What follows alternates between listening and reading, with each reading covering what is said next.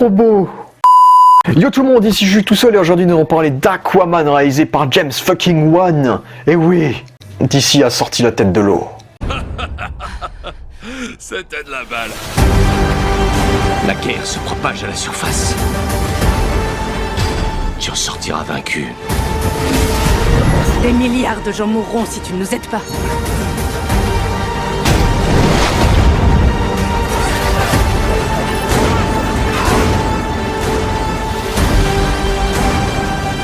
J'ai pas l'âme d'un chef, ni d'un roi. Atlantide a toujours eu un roi. Aujourd'hui, il lui faut plus que ça.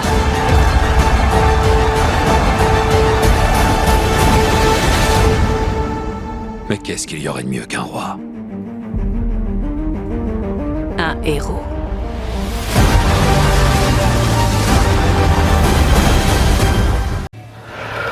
Non, mais en toute honnêteté, ce qui est bien avec Aquaman, c'est que c'était le seul film dans la post-production qui s'est bien passé. Vu que quand Justice League est sorti et qu'il a floppé, le film était trop Aquaman était trop avancé pour que Warner le stoppe et fasse de la merde avec. Et c'est comme ça qu'on a eu un chef-d'œuvre. Désolé, mais pour moi c'est le meilleur film de 2018, c'est un chef-d'œuvre. Pour moi c'est un chef-d'œuvre, je m'en bats les couilles, c'est mon chef-d'œuvre. Oh, en tout cas c'est mon chef-d'œuvre. C'est l'un des meilleurs moments de cinéma que j'ai passé, j'ai jamais été aussi heureux, aussi satisfait, c'était tellement génial. Et donc voilà, allez voir Aquaman, il faut que vous l'ayez vu au moins une fois dans votre vie, c'est époustouflant, franchement. Et maintenant on va spoiler. Et, non mais rien, ton film déjà il commence avec un jumpscare, là tu vois que James Wan a eu les mains ouvertes pour faire le film qu'il voulait. Parce que James Wan est un réalisateur de films d'horreur, les Conjuring, dont il est le leader de la saga, lui qui produit tous les films quand il les réalise pas. Ton film il commence avec un jumpscare avec l'orage, avec un putain d'orage. Tu as des scènes d'action. La scène d'action d'Atlana avec une espèce de caméra GoPro qui imite, qui suit tous ses mouvements, mais c'est beau, putain, c'est beau. Et quand le logo il se forme, tu as Aquaman, t'as Atlana, elle se barre de l'océan et là, plan séquence et bim, t'as des poissons de lune qui forment le logo, c'est magnifique. Et puis, plan séquence, c'est pas fini, les poissons se barrent et là, transition vers un flashback, l'aquarium. Tu as des transitions mais qui sont d'une beauté absolue, putain. Et ensuite t'as le film qui commence avec le logo d'Aquaman et t'as le sous-marin de Black Manta et t'as les scènes d'action qui sont bien foutues. On sent qu'il a retenu des trucs de Fast and Furious 7 vu que le duel entre Black Manta et Aquaman c'est clairement la scène d'action de Fast and Furious 7. Et ça c'était bien foutu, et même niveau réalisation, la direction d'acteur, la réalisation, James Wan adore faire des personnages badass. Quand il se retourne, il faut un regard un peu... Attendez, je le fais.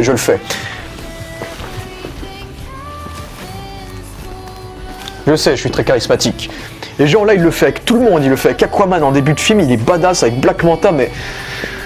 On sent qu'il a appris des trucs chez Fast and Furious avec des trucs de badassitude, mais en mode je m'en bats les couilles, je mets des regards pas crédibles, mais c'est pas grave, et il le fait bien, super bien. Et puis t'as ce moment où Aquaman il boit dans un bar, et tu dis merde, il est dans la merde, et en fait non, ce qui était bien drôle. Et de manière intelligente et rapide, on nous montre le déroulement du bar avec des photos. C'est bien fait quoi. Ensuite, le film en plus est complètement en lien avec le DCU vu que t'as des scènes d'action complètement dignes des films de Zack Snyder. Les scènes d'action Atlantis, mais ce combat de gladiateurs entre Orm et Aquaman, du Zack Snyder dans l'eau quoi, c'était excellent en tout point. Et puis cette transition flashback présent, mais c'est magnifique. Tu as cette séquence à la falaise où t'as Aquaman et Mera qui parlent, la caméra et tourne, il y a 100 cuts. Ensuite c'est Vulko et Aquaman gamin, etc. Mais voilà quoi, et t'as ce moment où Vulko balance là, le trident d'Aquaman et bim, on a Aquaman ado qui s'entraîne.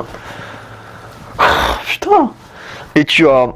Putain, c'est trop beau quoi. Et t'as ce moment, je me perds, je perds mes mots, mais franchement ce film m'a ému quoi, c'était incroyable. J'ai vraiment trouvé incroyable. Et puis ce flashback d'Atlantis, tu sais, il y a Vulko qui raconte l'histoire d'Atlantis, et tu as les ruines qui se reforment pour faire le flashback, mais une beauté sans nom. Non mais c'est magnifique. Et puis Le combat contre Black Manta est bien foutu. T'as des plans séquences dignes du Tintin de Spielberg, avec Mera qui court, c'est la bande-annonce, Mera qui court, et puis tu dézoomes Aquaman. Et tu as des plans séquences qui passent par des fenêtres et tout, mais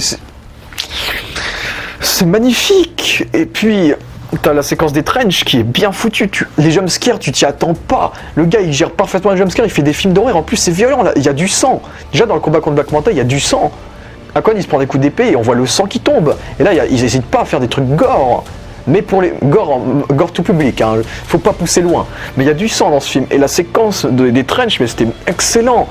Genre une séquence horrifique. On est bloqué, on est avec eux, on a peur. C'est pas peur, bon, on est inquiet, quoi, au moins. Et on sent quelqu'un qui lui a les mains libres, quoi, James Wan. Et même la séquence de Pitbull que tout le monde a défoncé, que moi j'ai trouvé marrante.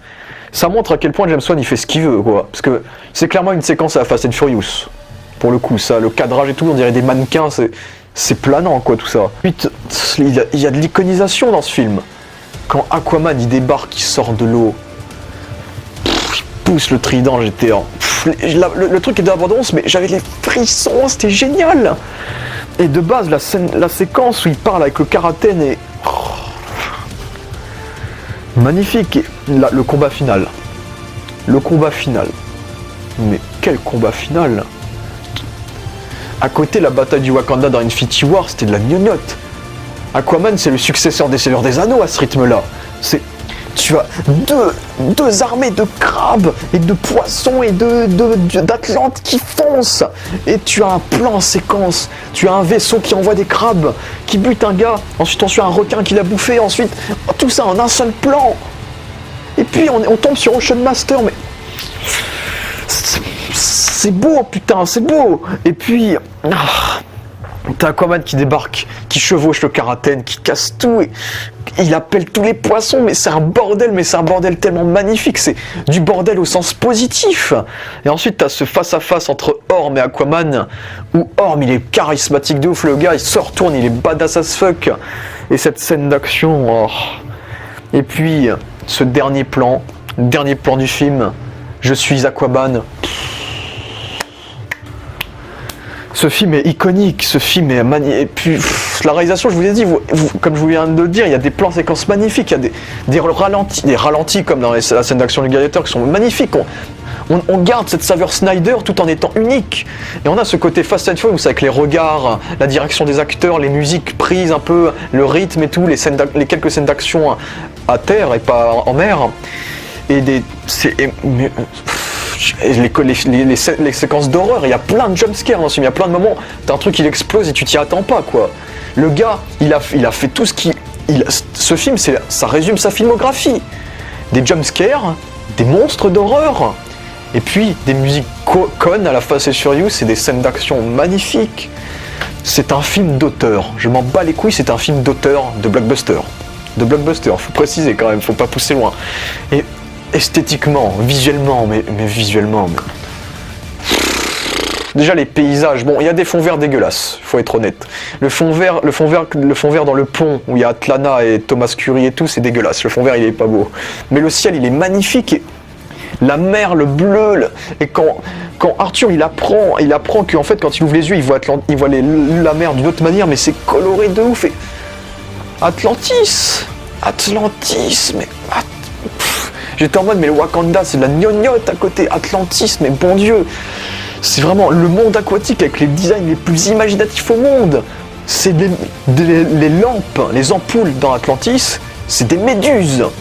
Tu as tu chevauches des tortues, tu as des vaisseaux en forme de poisson avec des bronchies et tout. Des corails, des villes en coraux, des volcans, on disait pour les combats gladiateurs, des poulpes qui font du tam-tam. Oh non, mais c'est magnifique, c'est coloré du violet, et même ils se sont, pour une séquence de flashback, ils se sont appliqués de ouf. La séquence où on nous décrit la fin d'Atlantis, la destruction d'Atlantis avant que ça se reforme dans l'eau. Mais t'as un Atlantis un peu romain avec le logo d'Aquaman, le A, t'as le roi Atlan, t'as des robots. C'est magnifique, Atlantis antique romaine, quoi. C'était magnifique. Et même les quelques mondes où tu vas, parce qu'on va quand même dans pas mal de mondes, le monde des Fisherman qui est qui est un peuple poétique, ça se ressent, c'est hyper propre, hyper poétique, là les coraux qui sont hyper tendus, hyper détendus plutôt. Non mais, et même les armures, non mais ok, ils font un peu Power Rangers les Atlantes, mais j'aime beaucoup le fait qu'ils aient des armures où ils aient de l'eau dedans, leurs armes fonctionnent avec de l'eau. Même Black Manta, j'ai trouvé trop stylé alors que c'est un Power Rangers. Il y a des moments il passe mal, mais je m'en fous, je le trouve trop stylé. Il passe mal, mais il est trop cool Black Manta, j'ai trop kiffé. Et Ocean Master, mais il a le costume le plus ridicule du monde dans les BD, et là, on lui met le casque, en plus il a des yeux qui bougent.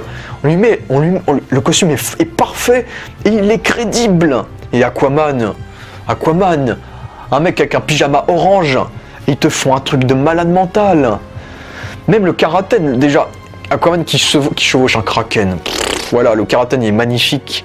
Et puis t'as le peuple des Trench, les Trench ça fait flipper. Quand ils vont dans l'endroit où ils vont retrouver Atlana qui est pas morte, il y a des dinosaures, le ciel c'est du diamant. Il y a tellement d'efforts dans ce film, il y a tellement de travail, c'est magnifique, je ne peux qu'applaudir. Voilà.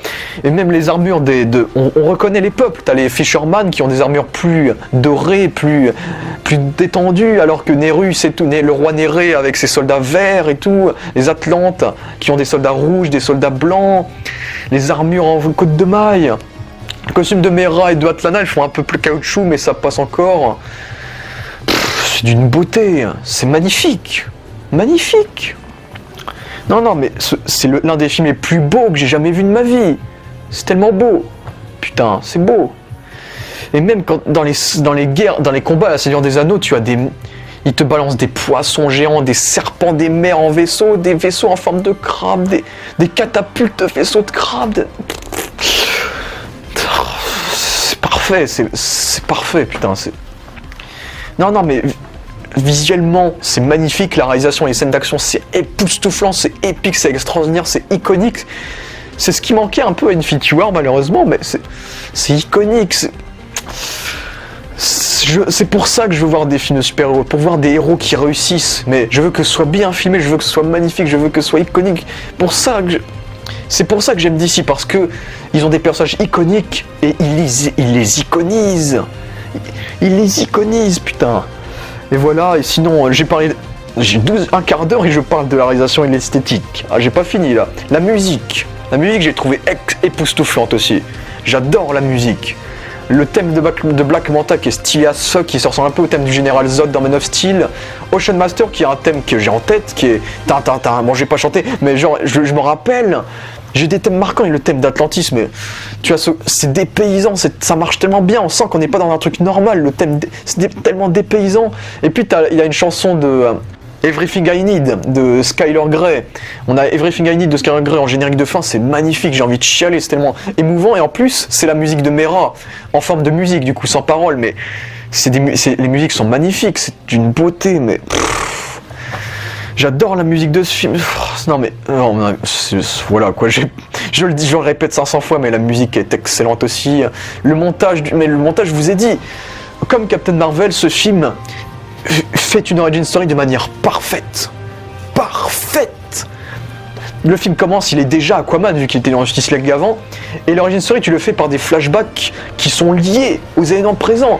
Tu fais des transitions à un truc qui se déroule en 2025 pour arriver en 1901 quoi. Je dis de la merde, mais vous voyez le délire, quoi. Et quand c'est les scènes d'entraînement, c'est magnifique, tous les parallèles, les transitions, mais c'est pas chiant, du coup, vu que ça peut être des scènes de pause entre des scènes d'action, ça peut être plein de trucs, mais c'est pas chiant, l'origin story n'est pas chiante. Mon Dieu, c'est pas chiant. Et puis, le montage est excellent, parce que le film, il fait 2h20. 2h25 même, il est hyper long. C'est une durée des films d'ici, quoi, des films hyper longs, ils font des films plus longs que Marvel, en général. Tu découvres tellement de choses, le film est tellement généreux, mais à la fois les personnages sont développés. J'en parlerai après des personnages, mais c'est vous dire à quel point le montage, je le trouve excellent. Et quand je vois les bandes annonces, on voit qu'ils ont quasiment rien coupé du film. Franchement. Et puis il y a quoi d'autre encore, les effets spéciaux.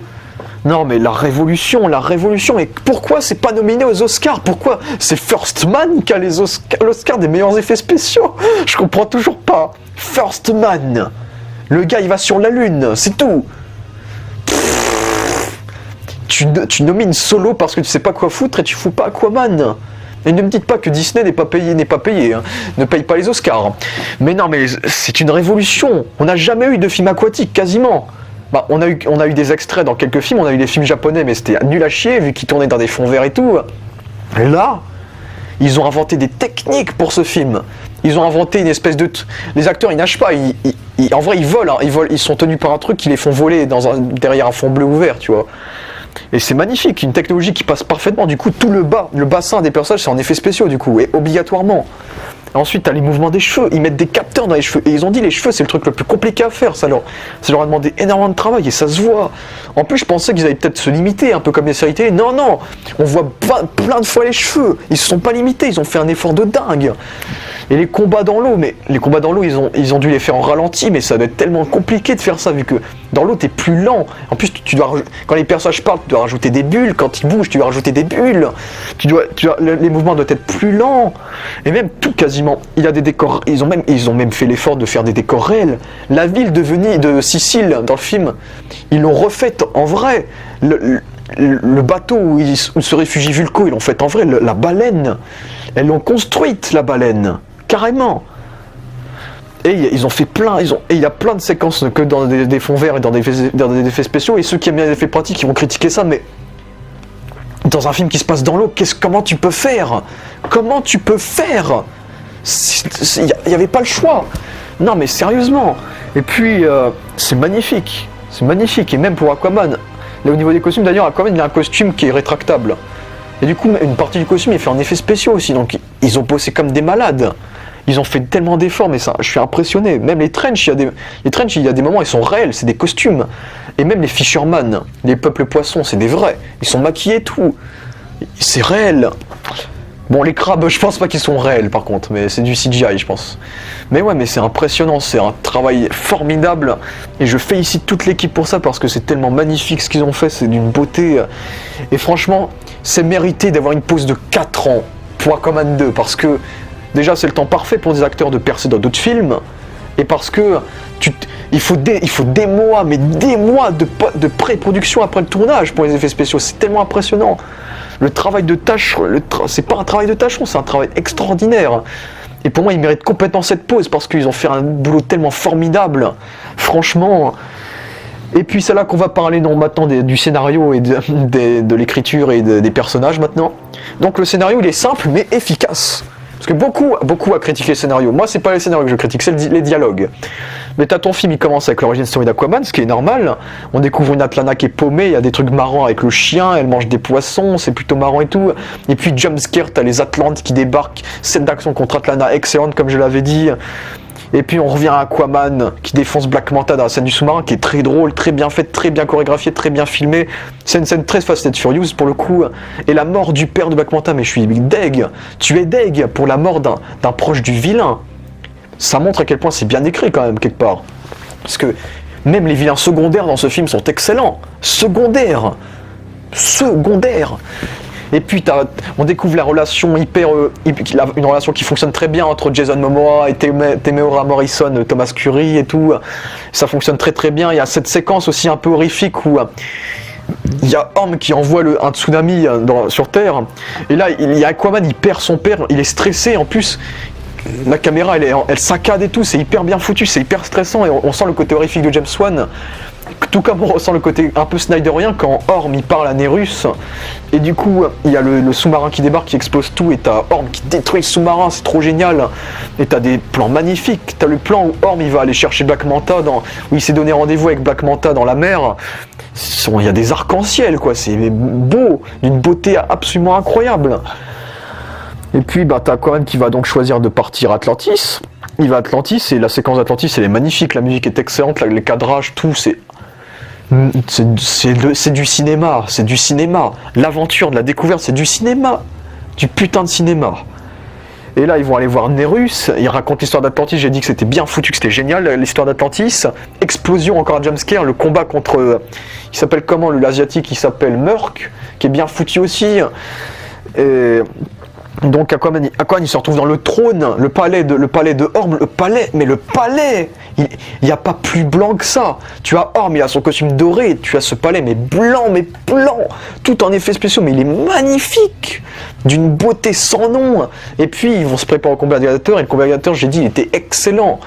En plus, Aquaman, malgré qu'il soit pas, il morche pas tellement dans le film, mais il a quand même des dilemmes de morale, mais j'en parlerai dans la partie personnage du coup. Et c'est bien foutu, et t'as la séquence de course-poursuite qui est pas chiante. Elle est pas chiante. Pas chiante du tout. Et en plus, il y avait la petite exposition qui disait fais gaffe, le système de sécurité et tout, et ça sert dans le film, du coup c'est utile au film, et c'est très bien. Comme le bracelet de Mera qui est finalement un détecteur aussi, de Orm. Et quand ensuite on découvre qu'Aquaman il peut communiquer avec les poissons, il rentre dans la baleine, et t'as la séquence de Pitbull. Et puis t'as la séquence du désert où il a la relation entre Mera et Aquaman qui évolue, qui devient attachante, et puis séquence complètement spoilée par les bandes annonces quand ils sont dans les ruines du peuple mort, le peuple des rejetés, j'ai oublié leur nom. Et donc là on a Atlan, l'hologramme d'Atlan hyper intelligent, vu que c'est un hologramme en eau, donc ça c'est hyper intelligent même si ça vient des comics. Ensuite ils vont en Sicile, et j'ai trouvé ça hyper touchant, quand ça parle du livre de Pinocchio, et la blague du film, et la Mera qui montre qui fait des formes aquatiques dans la fontaine à la petite gamine et tout, c'est hyper touchant, c'est un film qui a du cœur, et c'est magnifique. Et ensuite t'as Black Manta, encore une explosion. Par contre ils sont pas originales sur jumpscare, mais encore une explosion. Et Black Manta il nique des mers, des plans séquences, il tire ses lasers, il crame les bras de Aquaman, il lui fout des coups de couteau où il y a du sang qui coule. Par contre je me demande comment il a survécu quand même, parce qu'il a pris cher à Black Manta quand même, mais il a survécu, il est dans la scène post-générique. Tant mieux, on tue pas Black Manta, c'est la Némésis. Hein. Et du coup là, ils vont ensuite aller au trench, on a Aquaman qui dit qu'il a le dilemme de morale d'Aquaman. Ensuite, ils vont dans les trench, et cette séquence d'horreur magnifique. C'est magnifique. Bon, je pense pas qu'ils étaient obligés d'annoncer un film entier sur ça, mais bon, un film sur les trench, franchement, je m'en bats les couilles. Mais vraiment. Mais bon. Et donc la séquence d'Atlana, j'ai trouvé que ça c'était un petit peu flingué, la séquence d'Atlana, vu que déjà c'était prévisible. On l'avait déjà vu dans Ant-Man et la Guêpe, même s'ils n'ont pas pu plagier vu que les films ont été écrits vers les mêmes périodes. Et parce qu'il y en a un qui est bien meilleur que l'autre aussi. Et voilà, j'ai trouvé ça un peu moins bien mis en scène, parce que Atlana, j'ai un problème avec ce personnage, mais voilà. Et là, t'as le moment, il va voir le Karaten, il est en mode, c'est hyper intelligent parce qu'il se bat pas, il communique avec le Karaten, il est le roi. Et là, l'armure se déforme, il prend le trident, il contrôle tous les animaux marins, il sort de la fontaine. Et là, combat final, Orm il met son costume des BD, t'es en mode oh putain, il met son costume, c'est trop génial.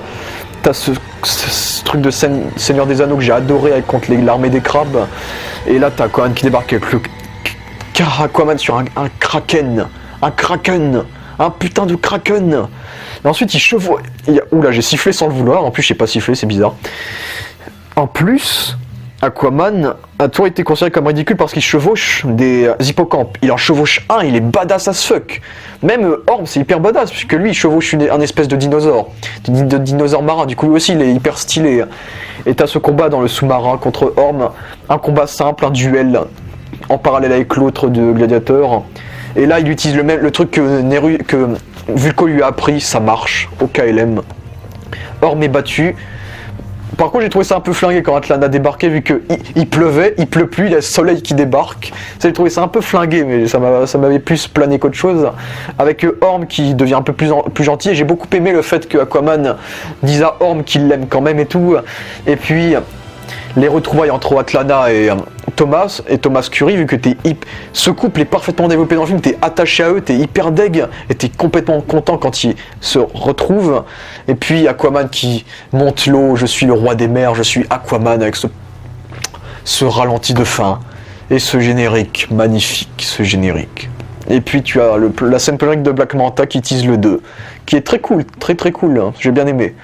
Donc voilà pour l'histoire. Et ce que j'aime bien dans l'histoire, c'est qu'on n'ignore pas le DCU. Il y en a beaucoup qui disent que le film s'éloigne beaucoup. C'est vrai qu'il y a plein de trucs, il y a des incohérences. Mais par exemple, il y a le moment où Orm il met tous les déchets de la mer sur Terre. Il y en a, ils disent, voilà, c'est pas possible, c'est l'eau qui a fait ça tout seul. Ah ouais, bah il y a des Kryptoniens qui existent dans ton univers, donc tu pourrais te dire qu'il y a des Atlantes, vu qu'il y a un gars qui s'appelle Aquaman en plus. Puis Aquaman, il est connu en vrai, c'est une légende urbaine un peu, comme Batman dans BVS. Donc c'est un peu incohérent, mais on a une mention de Steppenwolf, quel excellent souvenir. On voit que Atlana à un moment donné apprend l'existence des cubes à Arthur quand il est gamin, vu qu'il a un cube fait en tissu, je crois, dans ses souvenirs d'enfance. Dans la scène post-générique où Black Manta balance le couteau, il y a un journal où il a une rumeur comme quoi Aquaman voudrait pécho Wonder Woman, ça c'est hyper drôle aussi. Non, ça reste très cohérent avec le DCU, il y a plein de références, donc ça reste dans le DCU quand même. C'est juste que c'est un film plus à part parce que on est sur l'histoire d'Aquaman et c'est pas grave, c'est très bien même, excellent. Donc voilà. Et puis voilà quoi, il y a des messages dans ce film, des messages de famille, du coup les frères, les couples, c'est des messages assez classiques. Et t'as le message de la pollution, dommage qu'il soit pas traité, mais j'espère que ce sera traité dans le 2, comme ça je le pardonnerai pour celui-là. Parce qu'il y a Orm, il est ambigu vu qu'en fait il veut attaquer la surface parce qu'il pollue les océans. On voit les baleines qui se font tuer, les cadavres et tout. En plus c'est un peu dans notre actualité vu qu'il y a plein de dauphins qui meurent chez nous. Et c'est vrai que c'est dommage qu'on n'ait pas eu de réflexion pour Aquaman, mais vu qu'à la fin du film il devient roi, et qu'on sait absolument pas qu'est-ce qu'il fait après, est-ce que dans le 2 ils vont évoquer ça? J'espère vraiment qu'ils vont évoquer ça. Un peu comme Black Panther à la fin de Black Panther, quand il veut unir son pays avec les autres. Donc j'espère quand même que ce message va être utile, mais j'aime toujours le fait que DC fasse des messages assez écologiques, un peu comme Infinity War, tiens, des messages assez marquants, et c'est mal de polluer les eaux, c'est mal.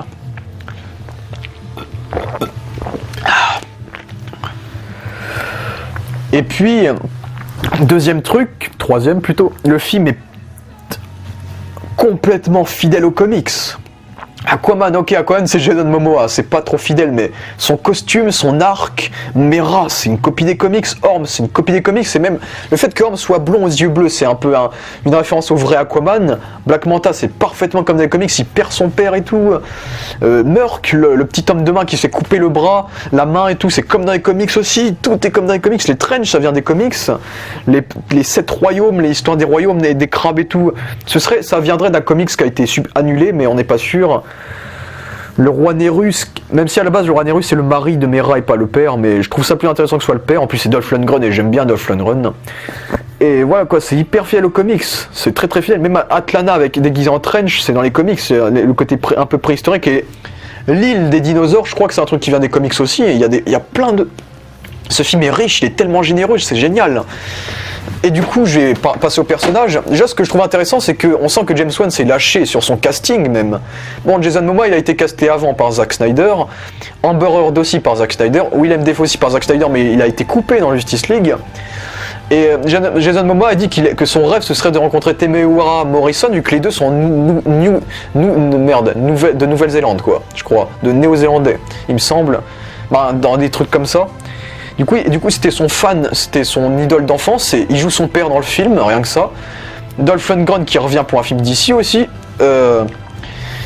L'acteur qui joue le père de Black Manta, il faut savoir qu'il doublait Black Manta dans le dessin animé Justice League, mais c'est aussi un acteur fétiche de James Wan, donc c'était parfait. Yahya Abdul-Mateen, qui est pas un acteur très connu aussi, qui devient connu grâce à ce rôle, et que maintenant nous avons retrouvé dans Watchmen, dans The Candyman, il s'est fait une carrière ce mec. Patrick Wilson, qui est l'acteur culte de James Wan, il est dans tous ses films presque. Il a toujours dit qu'il voulait travailler avec Nicole Kidman un jour, et il l'a fait pour ce film. Le personnage de Murk, il a dit qu'il voulait un personnage asiatique, donc il l'a fait aussi. Donc on voit qu'il a des libertés même dans le casting. On sent qu'il a une fluidité, une bonne entente. Et Amber Heard avait dit que vraiment c'était sa deuxième famille un peu à Cohen. C'était hyper touchant et on sent l'amour du casting. On sent que ça s'est bien fait. On sent la passion. C'est ce mot, la passion. Voilà. Et donc au niveau des personnages, Aquaman, Jason fucking Momoa, déjà je vous dis ça me gêne pas qu'il soit pas blond aux yeux bleus et qu'il soit pas comme dans les comics. Déjà dans les comics je trouve qu'il est pas très charismatique vu que c'est le blond aux yeux bleus classique, un peu arthurien, qui est un peu sérieux dans les bords. Il est un peu plat je trouve dans les comics. Et là tu fais un Aquaman mélangé à celui de Justice League, le dessin animé qui est un chef-d'œuvre, et à Batman Alliance des Roues, c'est un gros bourrin. ça donne Jason Momoa. Et donc Aqua Momoa, je l'adore. J'aime bien Aqua Momoa, parce que déjà il ressemblait trop à Thor dans Justice League. Là, je trouve qu'ils l'ont bien démarqué. Il a rien à voir maintenant. Presque rien à voir. Mais ouais, vraiment, il est hyper badass, c'est un type hyper cool et tout. Et puis, il a des remises en question. Déjà, il se fait niquer par Black Manta. Et j'aime beaucoup la relation avec Black Manta, vu que je pense que Black Manta va faire du sale dans le 2. Je suis à peu près certain. Il a créé son Némésis, il a créé son pire ennemi, il a créé sa merde un peu. Parce qu'il a laissé son père mourir et il a une séquence exclusive pour ce film. Il regrette d'avoir fait ça. Et le personnage reste hyper touchant, vu qu'il y a le moment où il retrouve sa mère qui est hyper touchant, vu qu'on s'est attaché à eux avant. Là, c'est les séquences avec son père qui sont touchantes. Et là, j'étais hyper ému quand il disait, après que Orm lui ait insulté et tout, il lui dit, tu sais, j'ai toujours rêvé de te rencontrer, t'es la seule chose que je voulais voir vraiment, t'étais mon plus grand rêve. J'étais hyper touchant en mode, ça fait des années qu'il voulait rencontrer son frère. Non, j'étais touché de ouf. Et alors que Orm, c'est un méchant et tout, tu vois, mais le personnage est touchant. Et quand Orm découpe le trident de sa mère, t'es deg. Il morfle dans le film, il prend cher. Et donc, ça marche parfaitement, je trouve. Du coup, quand il dit au Karaten qu'il est là que pour aider les gens, et c'est comme ça qu'il devient roi. Et on découvre que c'est le premier roi depuis des milliers d'années à avoir les mêmes capacités que le roi Atlan, parler aux poissons et communiquer avec eux, du coup. Et il devient roi.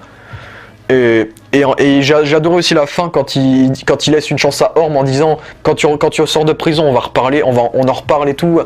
Et la relation avec Mera que j'ai trouvé excellente aussi. J'ai trouvé cette relation était mignonne, touchante, surtout en Sicile, c'était bien fait. C'était une relation hyper touchante. Et le baiser, j'ai trouvé ça magnifique. Ça explosait en arc-en-ciel derrière, c'était un plan séquence qui tournait, c'était magnifique, la musique était émouvante. Oh non mais la relation avec Mera, ma relation préférée de l'année, j'ai adoré cette relation, c'était bien fait.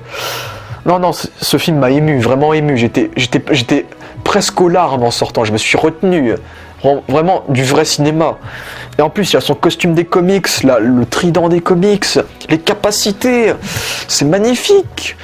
Et Mera, j'ai dit, elle a son costume aussi des comics, elle est hyper intéressante vu que du coup c'est un personnage sérieux. Et j'aime beaucoup le fait que c'est elle qui fait découvrir Atlantis à Aquaman et c'est Aquaman qui fait découvrir la Terre à elle. Du coup, il y a un bon parallèle, surtout avec Pinocchio, il y a des blagues hyper drôles et qui marchent très bien. Et sa relation avec son père est suffisamment exploitée pour que ça marche quand son père capitule. Et ensuite on a Orm, le méchant principal, Ocean Master, que j'ai bien aimé. Déjà ils ont trouvé une logique à pourquoi il s'appelle Ocean Master, ça marche.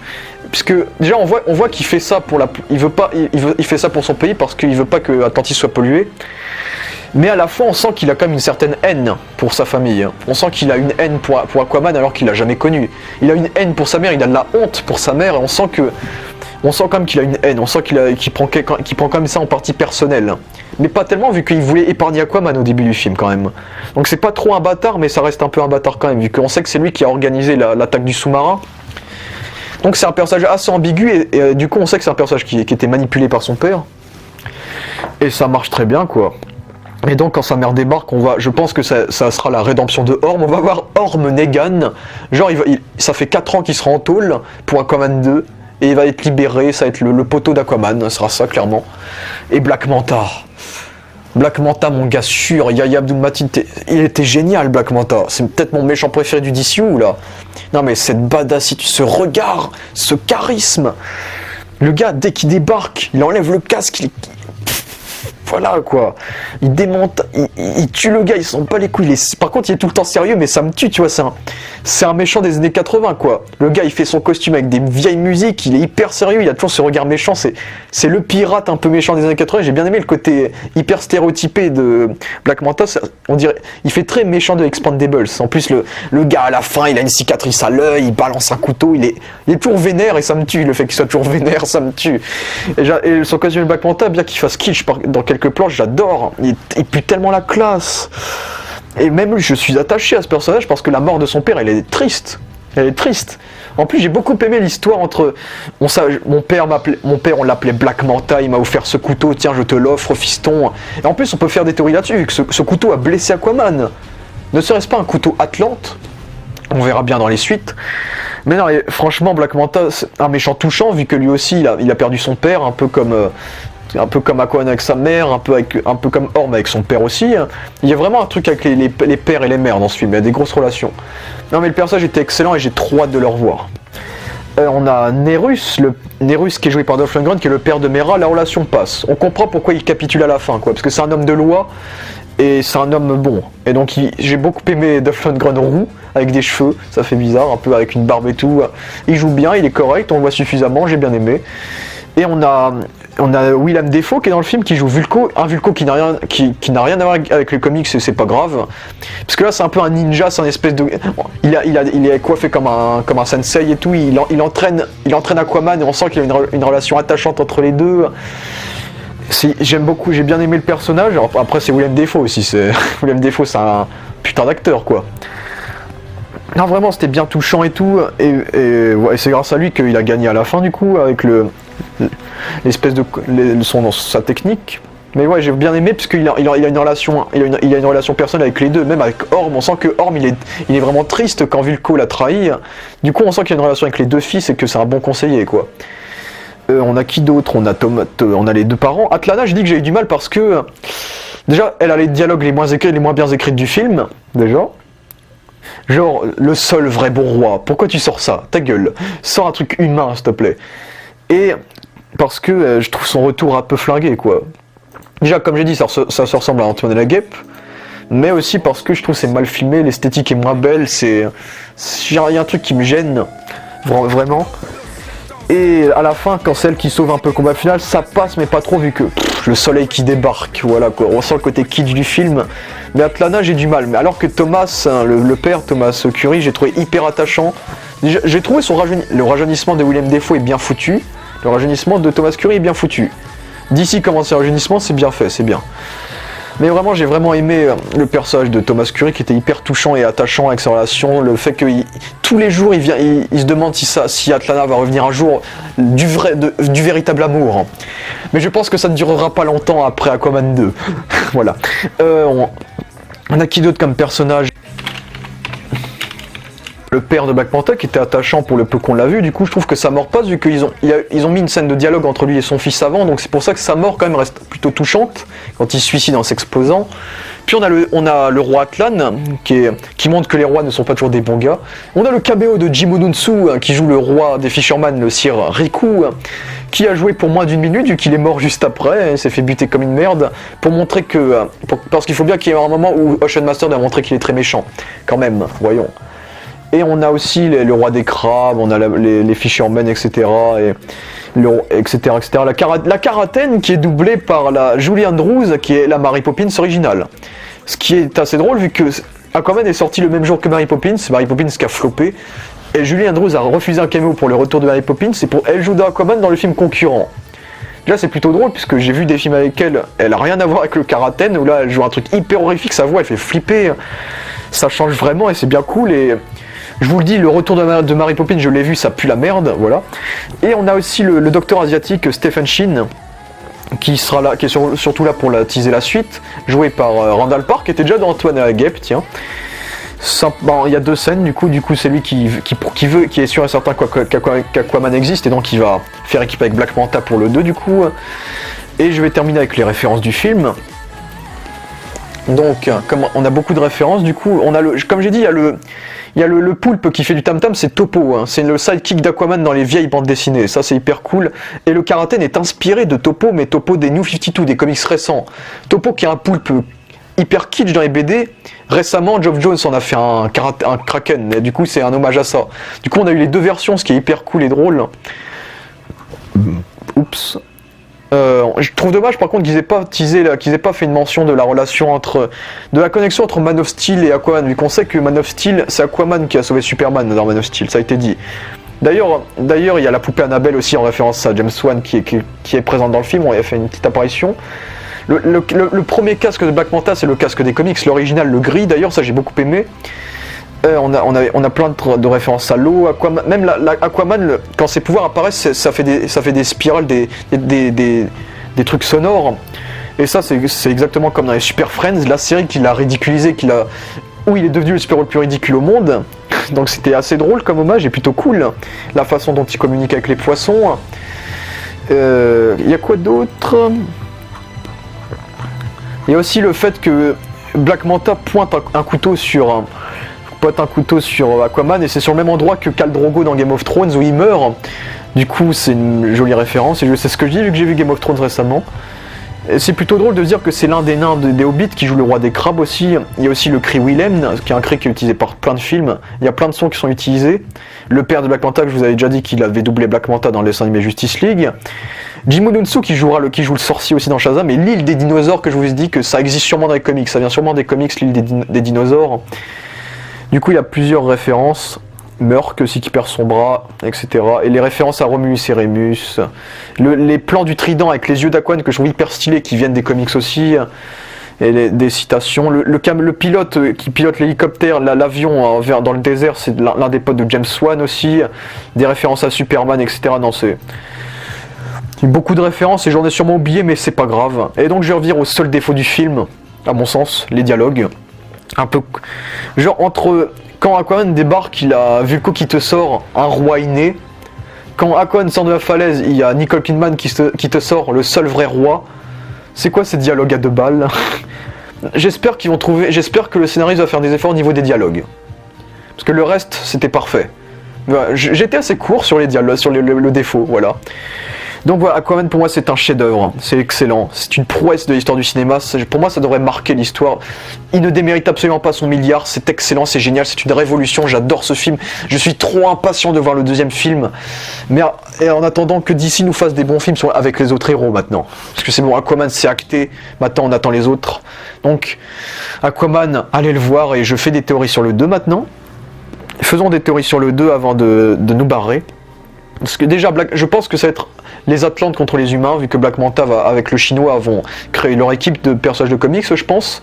Et il y a des rumeurs comme qu'on devrait avoir les autres. Ouais, je sais, c'est un nom d'équipe de merde, mais Aquaman, il y a une équipe dans les comics qui s'appelle les autres, et il pourrait être dans ce film-là. Et moi, ce que j'attends surtout, c'est la relation entre Orm et Aquaman, vu que Orm sera en rédemption, il va avoir une quête de rédemption. Donc la relation des deux frères et Aquaman en tant que roi, parce qu'on l'a pas vu en tant que roi dans le film là, et j'ai hâte de voir ses responsabilités. Est-ce qu'il va penser à la pollution des océans? Est-ce qu'il va vouloir faire un pacte avec les humains? Est-ce qu'il a mûri en tant que roi? J'ai hâte de voir ça aussi.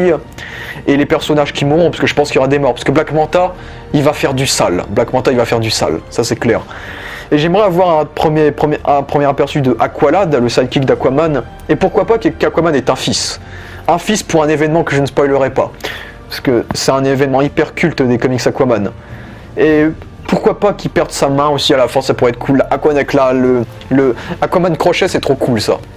Mais voilà, j'espère qu'on a un film beaucoup plus sérieux pour le prochain Aquaman, parce que celui-là ça passe, vu qu'on a, c'est Jason Momoa, on a un côté plus aventurier, et j'ai adoré les inspirations de James Wan, les inspirations de Star Wars, d'Indiana Jones, des films d'horreur. C'est magnifique. Un film d'aventure qui s'inspire de plein de films, de Star Trek.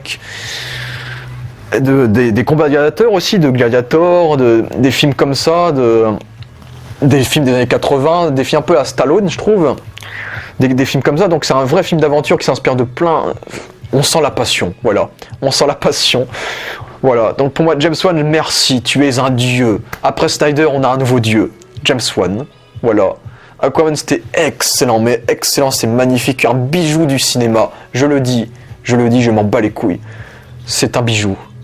Voilà. Merci DC. Merci. Quand vous revenez avec il suffit d'un film pour niquer toute la concurrence, comme BVS. Et j'ai bien fait d'attendre 2 ans de ma vie pour ça. J'ai bien fait. Donc j'espère que vous avez autant aimé Aquaman que moi. Mettez vos théories sur Aquaman 2, aimez, partagez, faites ce que vous voulez, donnez votre avis, mais personnellement, pour moi Aquaman c'est plus qu'un oui. C'est un oui. Voilà, merci à tous d'avoir vu cette vidéo, et elle y est.